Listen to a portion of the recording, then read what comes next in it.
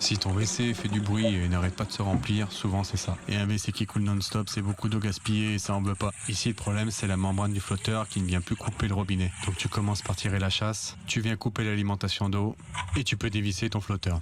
Là, on va venir contrôler un petit peu l'état. Tu vois, ici, il y a beaucoup de tartes, donc tu peux tout nettoyer au vinaigre blanc. Ici, tu vois, tu déclipses la commande et tu viens tranquillement dévisser le corps pour accéder directement à la membrane.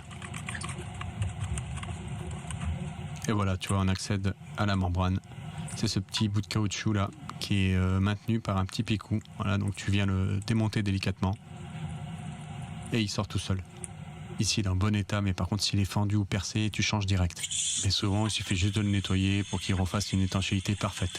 Là, tu vois, je le nettoie direct dans la cuve. Et puis là, donc, je vais te montrer comment le remonter proprement. Donc là, tu as ce petit picou là, et donc il faut bien le mettre à l'intérieur. Voilà, comme ça. Et ensuite, assure-toi de bien le rentrer jusqu'à la butée du pointeau, là, comme ici. Voilà, donc là, tu peux voir qu'il y a un petit détrompeur de l'autre côté. Et donc ici, on se rend bien compte du détrompeur qui vient se loger directement dans le corps du robinet flotteur. Donc voilà, tu présentes le joint avec le pointeau en face du détrompeur. Donc là, tu vois qu'il fait bien son action d'ouverture et fermeture. Et tu viens revisser ça tranquillement, sans trop forcer comme d'habitude. Tu penses à remettre le système de tringlerie sur la vis de réglage. Voilà, comme ça, c'est parfait. T'es bien en face. Maintenant, tu penses bien à reclipser la vis de réglage. Voilà. Et tu manipules un petit peu ton flotteur afin d'être sûr que tout soit OK. Tu revisses le tout.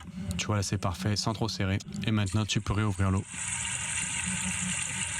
Maintenant, on contrôle que le flotteur coupe bien la vanne. Voilà. Et si ça coupe comme ça, c'est que tu as tout fait comme un chef. Voilà, donc si ça t'a aidé, écoute, abonne-toi. Je poste régulièrement des vidéos de ce style-là.